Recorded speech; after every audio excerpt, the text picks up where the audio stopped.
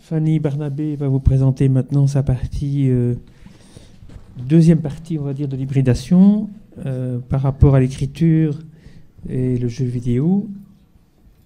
Je te laisse la parole.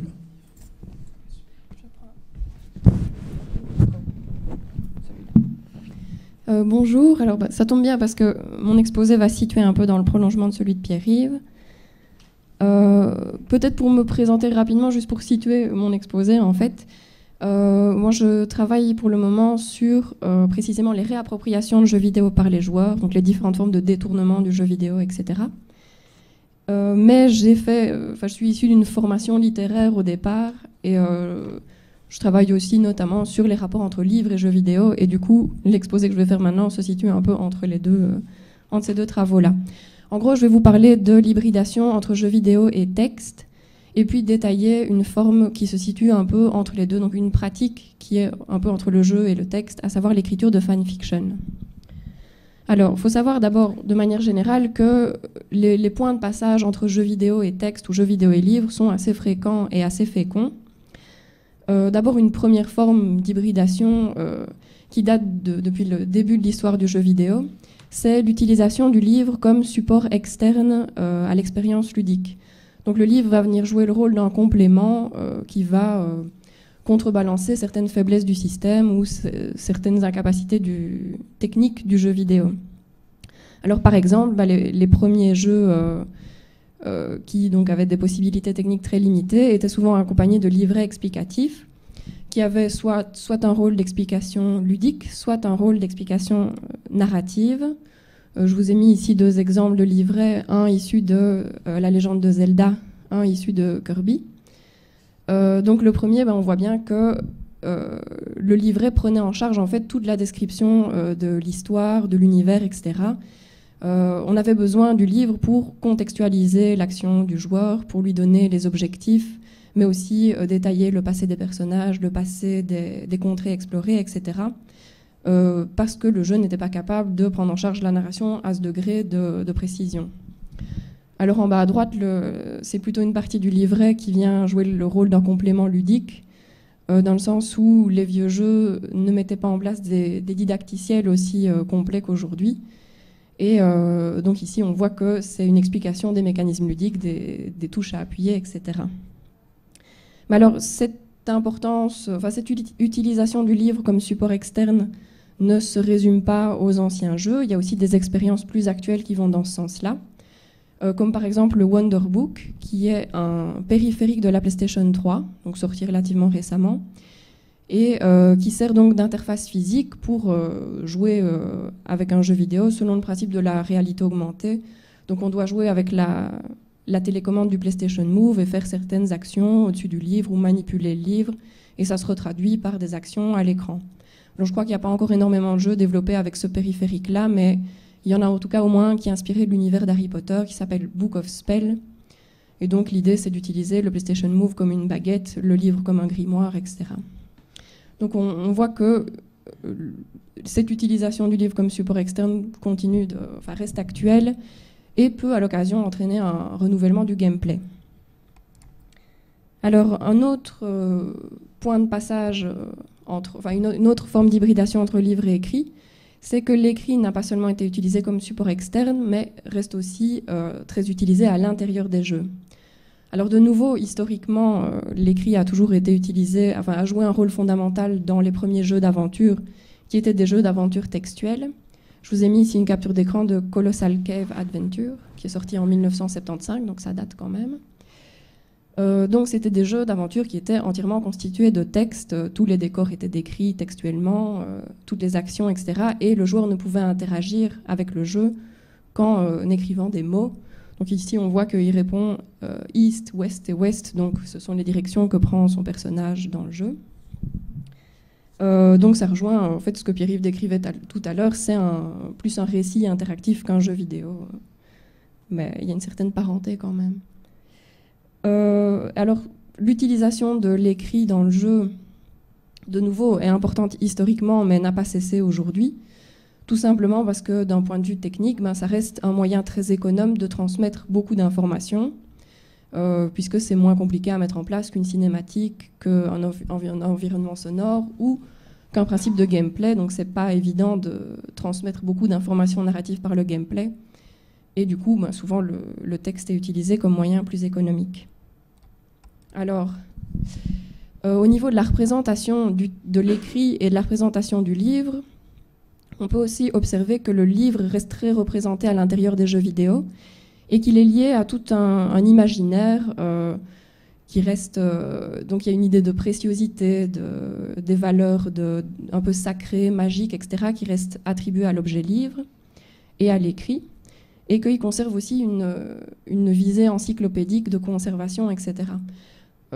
Un exemple assez évident de cette utilisation du livre, c'est le jeu Skyrim, qui est donc un jeu de rôle sorti récemment en 2011, qui se passe dans un univers médiéval fantastique, enfin peut-être que vous connaissez, et donc où le joueur peut collectionner et lire plus de 300 livres, je pense, qui peuvent soit contenir des informations sur l'univers du jeu, soit contenir des contes et légendes issus de l'univers du jeu, soit permettre à l'avatar d'acquérir certaines capacités ou lui donner des indices plus ludiques, donc, ou acquérir certaines armes, etc.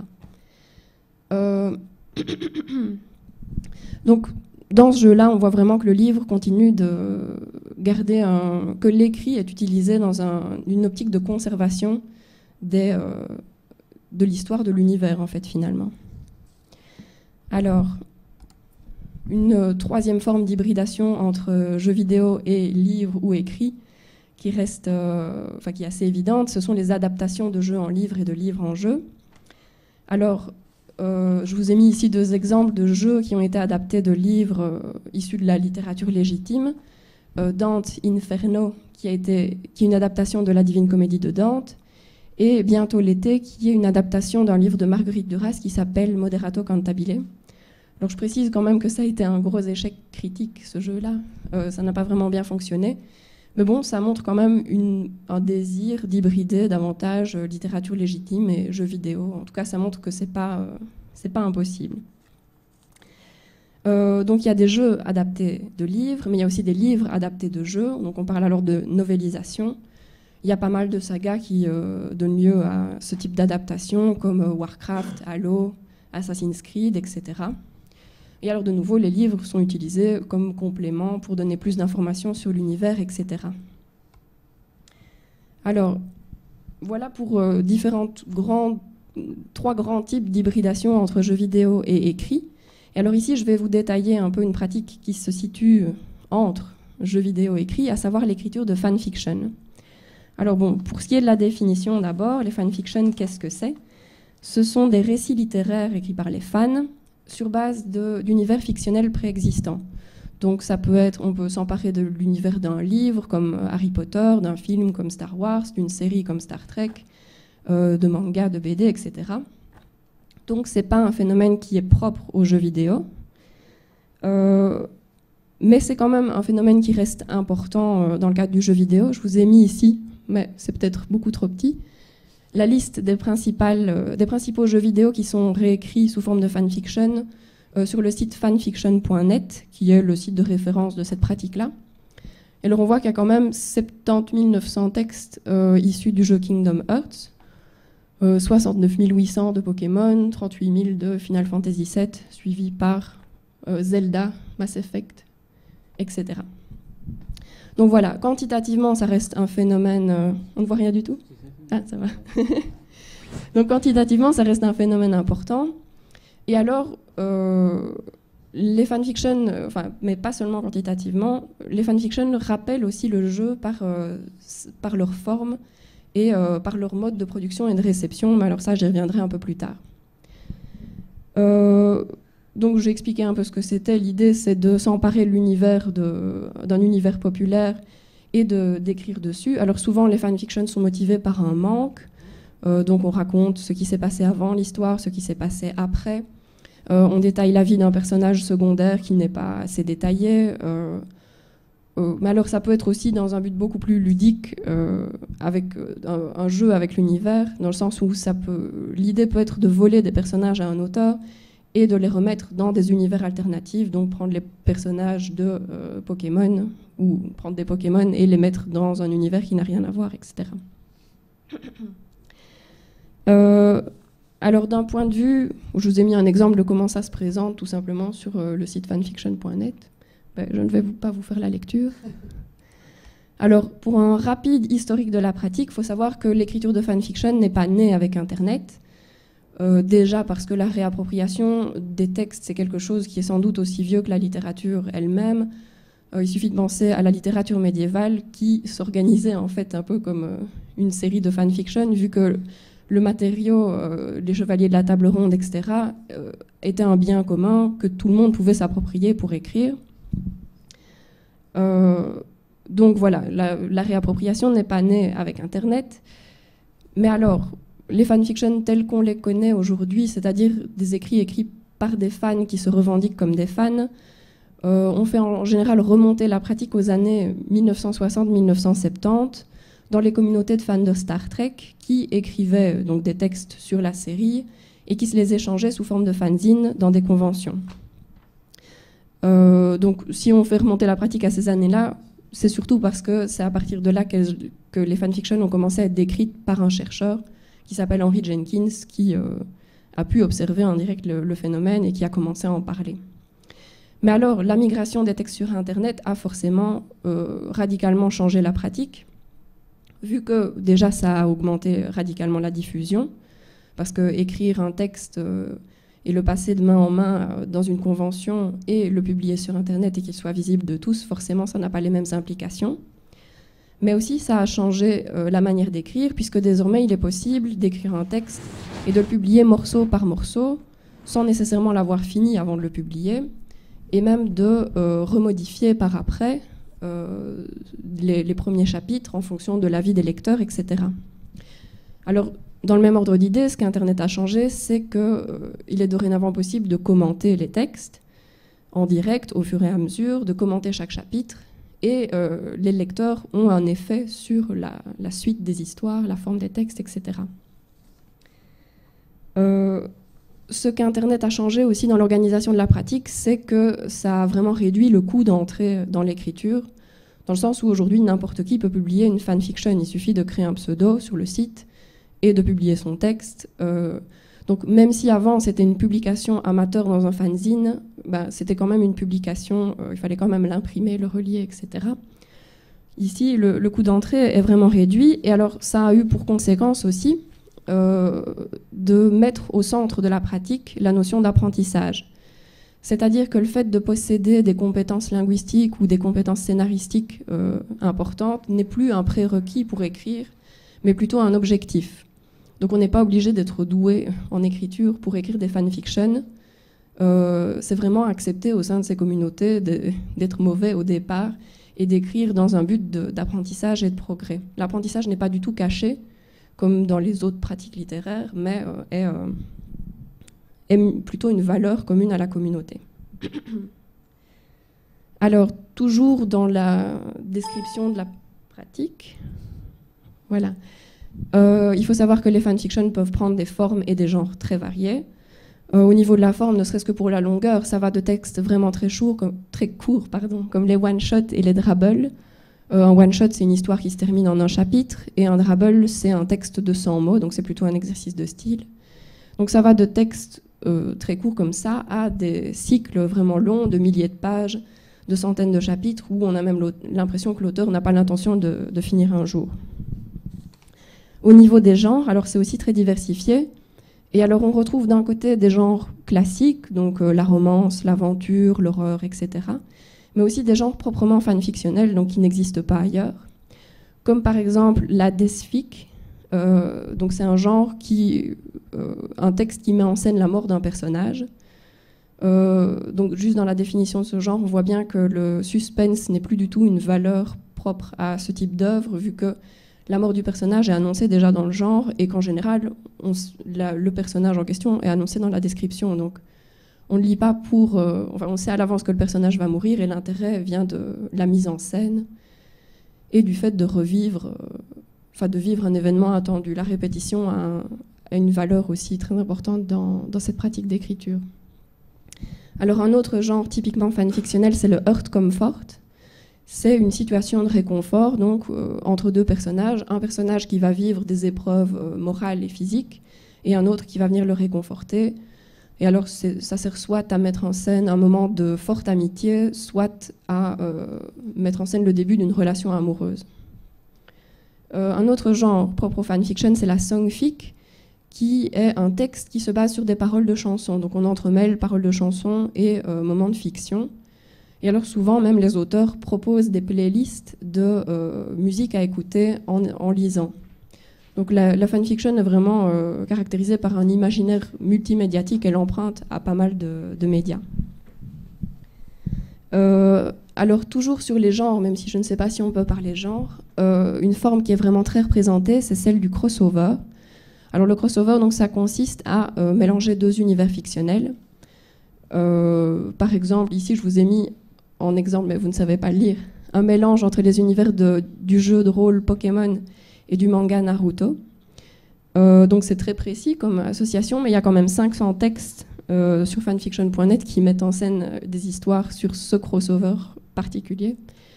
Donc c'est une pratique assez courante finalement de mélanger des univers, soit pour se faire rencontrer les personnages, soit pour mettre en scène les personnages d'un univers dans un autre, etc. Alors, je parle de cette pratique déjà parce qu'elle est très, très représentée dans l'écriture de fanfiction, mais aussi parce qu'elle est représentative d'une dimension très importante de ce type d'écriture, qui est la dimension permissive, voire transgressive de l'écriture de fanfiction. C'est-à-dire que ces textes servent aux fans à expérimenter vraiment toutes les possibilités d'une œuvre en se demandant constamment « et si ?» Donc, et si tel personnage n'était pas mort? Et si tel personnage avait été amoureux de tel autre? Et si tel personnage avait été un homme au lieu d'être une femme, etc. Et alors donc, ça sert à expérimenter toutes les possibilités d'une œuvre, et particulièrement celles qui ne peuvent pas être expérimentées par les auteurs originaux, soit parce que ça ne respecterait pas la cohérence narrative, soit parce que ça leur desservirait d'un point de vue marketing, soit parce que ça ne conviendrait pas à tous les publics. Donc en gros, cette pratique d'écriture sert aux fans à,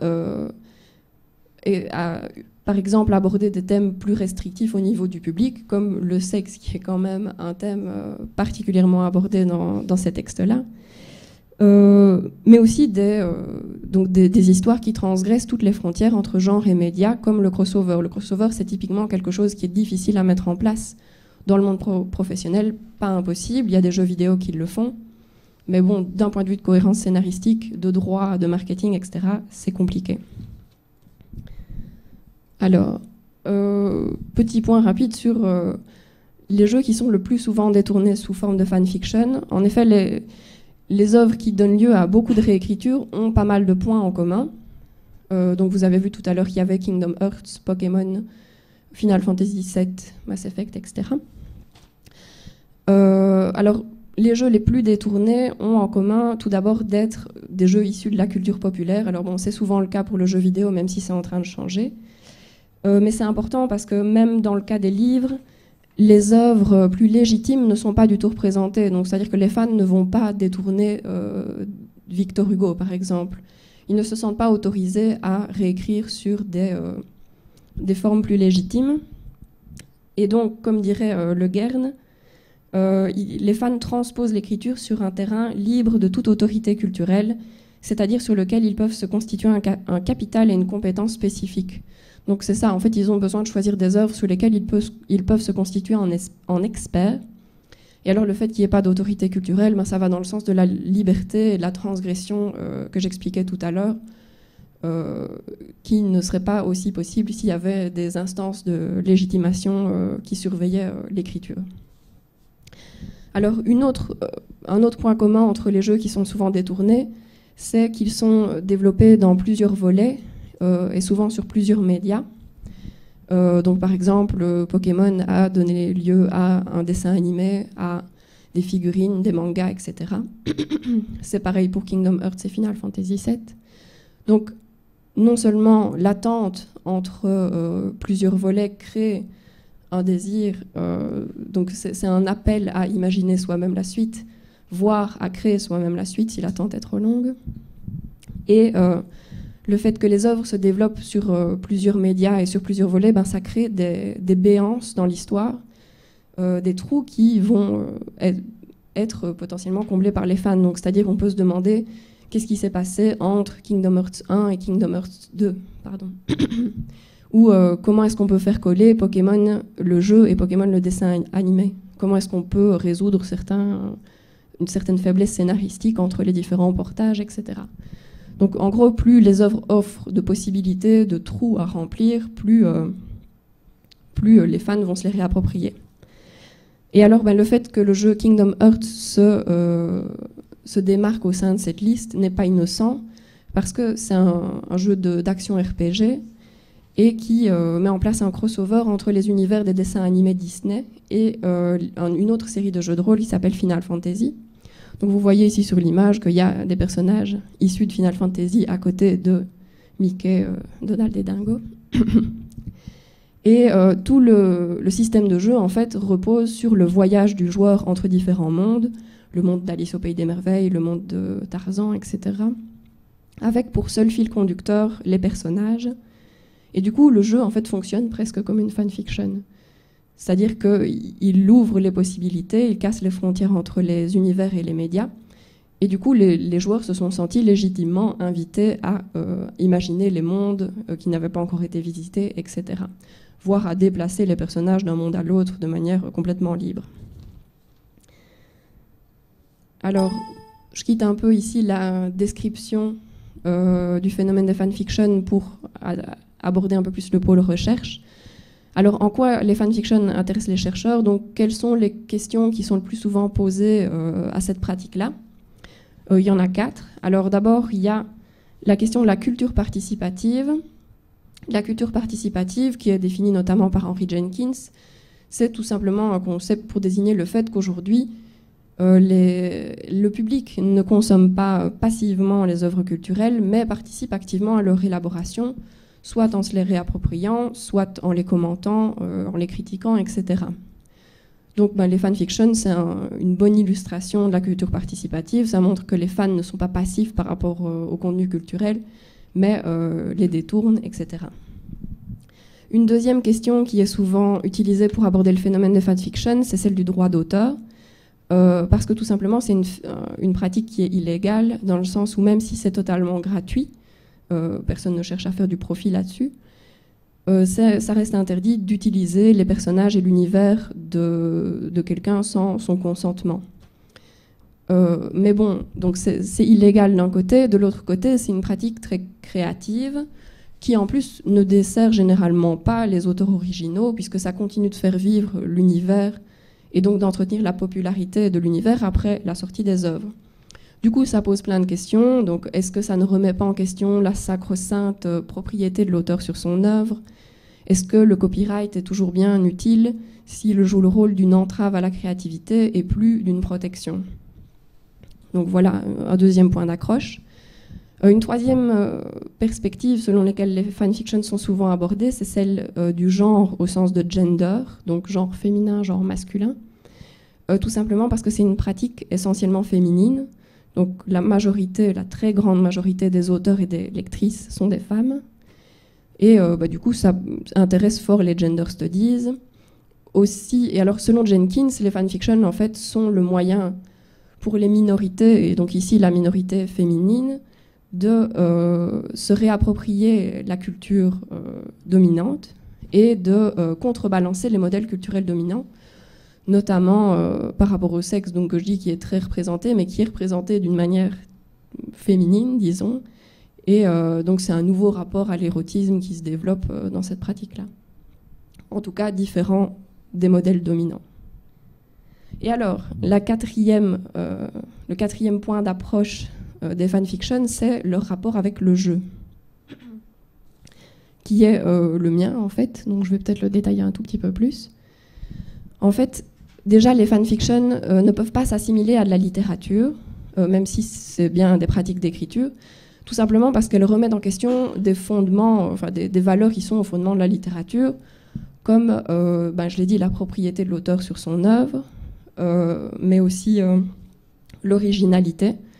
Donc l'originalité, c'est une valeur littéraire depuis le romantisme, mais ici, ça n'est pas du tout prépondérant, puisque le matériel de base est connu de tous. Donc le but, ce n'est pas de créer un nouvel univers, un nouveau matériel, c'est de prendre quelque chose qui est déjà connu de tous et que tout le monde a déjà appris à aimer. Et alors, l'originalité ne vient pas donc du fondement de l'histoire, mais de la manière dont on réagence des éléments qu'on emprunte à quelqu'un d'autre. Ce qui est aussi remis en cause comme valeur propre à la littérature, c'est la recherche formelle, le style et la cohérence scénaristique, dont je l'ai dit tout à l'heure. C'est-à-dire que ça ne disparaît pas dans les communautés de fanfiction, mais que ce n'est pas aussi central et aussi essentiel que dans la littérature. On peut écrire une fanfiction sans que ce soit bien écrit et sans que ce soit cohérent, et ça reste quand même une fanfiction. Et ça peut quand même avoir du succès au sein de la communauté. Donc, ce ne sont plus des valeurs définitoires de l'écriture. Et alors, donc, déjà, les fanfictions sont une pratique d'écriture, mais qui ne peuvent pas s'assimiler à de la littérature. Et c'est une chercheuse qui s'appelle Coppa qui remarque ça, c'est que quand on étudie les fanfictions avec des outils littéraires, la seule conclusion à laquelle on peut arriver, c'est que ce sont des mauvais textes. Mais donc, c'est un peu pauvre comme conclusion. Et du coup, moi, ce que je défends, c'est qu'une manière plus féconde de les aborder, c'est de les aborder avec les outils des théories du jeu. Alors bon, de manière générale, les fanfictions empruntent à pas mal de médias. J'ai dit tout à l'heure qu'elles proposaient des bandes originales, des playlists à écouter, etc. Elles empruntent beaucoup aussi aux séries TV. Mais bon, ça c'est moi mon domaine d'expertise. Et alors aussi, elles sont contaminées par les codes du jeu à plusieurs niveaux. Alors par exemple, elles sont revendiquées par les auteurs comme une pratique avant tout ludique, non sérieuse, gratuite, etc. Par exemple, il y a eu une tentative récente de réappropriation du phénomène par Amazon qui propose, Grand Prince, de faire payer les fanfictions, mais pas très cher, pour pouvoir rémunérer les auteurs de fanfiction et pour pouvoir rémunérer les ayants droit, donc ce qui permet de rendre la pratique légale et rémunératrice. Mais alors, cette tentative-là a été vraiment très mal reçue dans les communautés d'auteurs de fanfiction qui disaient que si on faisait payer pour les lire, alors ce n'était plus des fanfictions, qu'ils ne se prenaient pas pour de vrais écrivains, etc. Donc ils revendiquaient vraiment la nature ludique de leur pratique. Alors ensuite, un autre point commun, disons, entre l'écriture de fanfiction et le jeu, c'est que malgré que ce soit des textes, ces textes gardent quand même une certaine forme d'interactivité, puisque je l'ai dit déjà, ils sont publiés morceau par morceau et que chaque partie est modifiable, donc c'est courant de mettre à jour un texte qu'on a déjà publié, ça ne pose pas problème. Et aussi parce que l'avis des lecteurs est constamment sollicité, c'est très rare de finir un chapitre sans avoir un mot de l'auteur qui demande un commentaire. Il y a même des auteurs qui font des sondages pour savoir ce que les lecteurs attendent pour la suite de l'histoire, etc. Donc voilà, c'est une lecture qui est active. On peut lire sans commenter, mais c'est mal vu, on se fait traiter de lecteur fantôme, etc. Donc la norme est plutôt à l'interactivité. Et alors une forme radicale de cette interactivité, c'est la figure du bêta-lecteur. Donc il est courant dans cette communauté de faire relire son texte avant de le publier par ce qu'on appelle un bêta-lecteur. Donc ici on voit bien que c'est un lecteur, mais qui affecte directement la forme du texte et dont le nom même est emprunté à l'univers du jeu vidéo. Enfin du numérique en tout cas, disons. Et alors, un dernier point commun entre le jeu et les fanfictions a été remarqué par Henry Jenkins, c'est-à-dire que lui, il définit l'écriture de fanfiction comme un jeu de marionnettes ou un jeu de poupées ou de figurines, mais de figurines qui sont des figurines de texte. Et c'est vrai que les personnages jouent vraiment un rôle central au sein de cette pratique. Tout tourne autour des personnages. Bien souvent, le scénario n'est qu'un prétexte à la mise en scène de personnages dans telle ou telle situation. Et il y a une attention particulière portée au corps aussi. Donc, selon Jenkins, c'est vraiment la manipulation de figurines de texte. Et alors, de nouveau, un exemple un peu abouti de cette tendance-là, c'est la pratique du Marissue, qui est assez mal vue dans le domaine des fanfictions, mais qui est en fait un réflexe des auteurs débutants, qui ressentent le besoin de créer un personnage qui va être une représentation d'eux-mêmes au sein de l'univers, donc qui est en fait un avatar finalement. Donc ils se créent un avatar de texte pour circuler au sein de l'univers. Alors, désolée pour les manipulations. Donc voilà, en conclusion, l'exemple des fanfictions, accompagné de ceux que j'ai donnés au début de l'exposé, montre que à quel point le passage entre le jeu vidéo et le texte peut se faire de manière naturelle. Donc comme le dirait Vincent Berry, l'écrit peut fonctionner comme un exhausteur de jeu, c'est-à-dire qu'il prolonge l'expérience ludique, il la nourrit, etc. Et à l'inverse, le jeu peut servir de déclencheur de l'écriture. Toutefois, et alors je vais finir sur une conclusion qui va un peu à l'encontre de tout ce que j'ai dit jusqu'à présent, c'est que la fécondité des rapports entre jeux vidéo et texte ne doit pas pousser à confondre jeux vidéo et littérature et sûrement pas à assujettir l'un à l'autre. Je précise ça parce que c'est quelque chose que les chercheurs font de temps en temps, c'est essayer de trouver une parenté entre le jeu vidéo et la littérature pour faire du jeu vidéo un descendant de ce médium légitime et sacré qu'est la littérature. Donc c'est selon moi une erreur, le jeu vidéo ne peut pas être considéré comme une forme dérivée de texte. C'est occulter le fait qu'il a ses propres contraintes, ses propres enjeux, donc par exemple le gameplay, la jouabilité, l'interactivité, ce sont des éléments propres au jeu qui le définissent et qui le rendent irréductible aux autres médias.